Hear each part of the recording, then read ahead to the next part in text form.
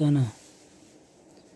پروردگار ہر تعریف کرنے والے کے لیے وہ جس کی تعریف کرتا ہے، اس کی طرف سے اس تعریف کرنے والے کے لیے جزا اور ثواب یا عطا ہوتی ہے، اور میں نے تیری رحمت و کنوز مروت کو دیکھ کر تجھ سے امید رکھی ہے۔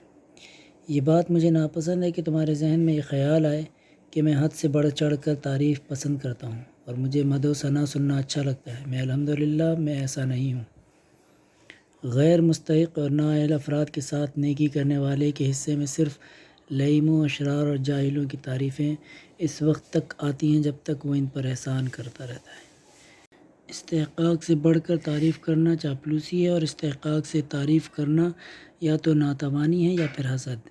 بدترین سچ انسان کا خود اپنے آپ کی سچی تعریف کرنا ہے۔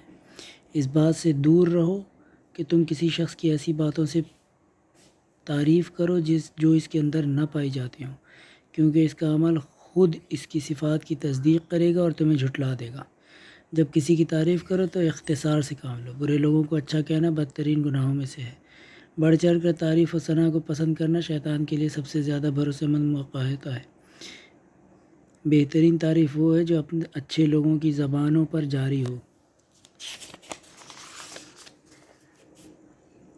بدترین تعریف وہ ہے جو برے لوگوں کی زبانوں پر جاری ہو۔ بہت زیادہ تعریفیں تکبر و افتخار پیدا کر دیتی ہیں اور بزرگی و عزت کے احساس کو انسان سے قریب کر دیتی ہیں۔ جس نے تمہاری تعریف کی اس نے تمہارا گلا کاٹ دیا۔ جس نے تمہاری ان باتوں کے ذریعے تعریف کی جو تمہارے اندر نہیں پائی جاتی، تو اس نے دراصل تمہاری مذمت کی ہے، اگر تم سمجھ سکو تو۔ جس کی اس میں نہ پائی جانے والی چیزوں کے ذریعے مدح کی گئی ہو، گویا اس کا مذاق اڑایا گیا۔ جس نے خود اپنے نفس کی یعنی اپنے آپ کی تعریف کی، اس نے اسے ذبح کیا۔